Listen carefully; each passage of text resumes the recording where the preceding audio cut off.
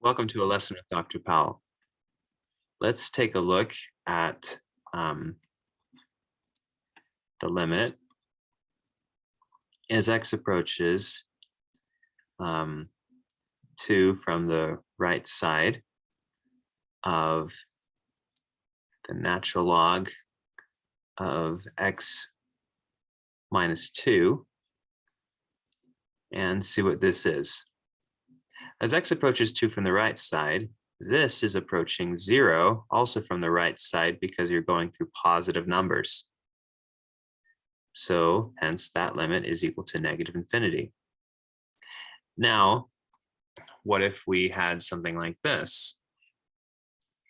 Let's suppose we had something like the natural log, and let's do the limit as x approaches infinity this time of the natural log of, and let's do x squared plus x all over x cubed plus 1. What is this? Now, natural log is continuous in its domain. This right here, plop that limit on the inside here. So then what happens on the inside is, well, we can take this limit here. If we divide top and bottom by x squared, say, then we'd have 1 plus 1 over x on the top, and on the bottom you would have x plus 1 over x squared if we divide top and bottom by x squared. And notice as x goes to infinity, the top goes to 1, the bottom goes to infinity, therefore we get 0. So in fact, we get 0 through positive numbers, since these are going to be positive as x goes off to infinity here. So we get this going to 0 through positive values. So this limit result will simply be negative infinity once again. So using the natural log. Now let's take a look at another example. Suppose we're using the inverse tangent function. And suppose, for instance, that we have the limit as x approaches 2. And let's suppose it approaches 2 from the left side.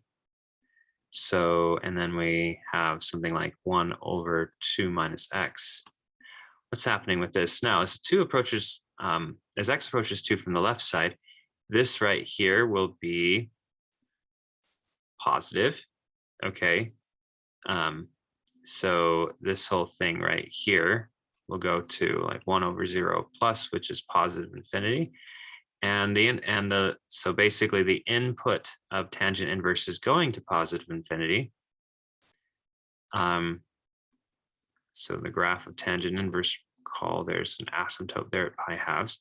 So the result would be pi halves. Now here's a question. What if we made this a right-handed limit? What would that do? Let's investigate that now. So if we made this a right-hand limit, then this would be a little negative. So it'd be like 1 over 0 negative. It'd be like negative infinity. So as the input of tangent inverse goes to negative infinity, what happens? It looks like that y value is going to this asymptote, which is, but it's turned on its side from the tangent function, which is negative pi halves. So the result would be negative pi halves. Thanks for watching.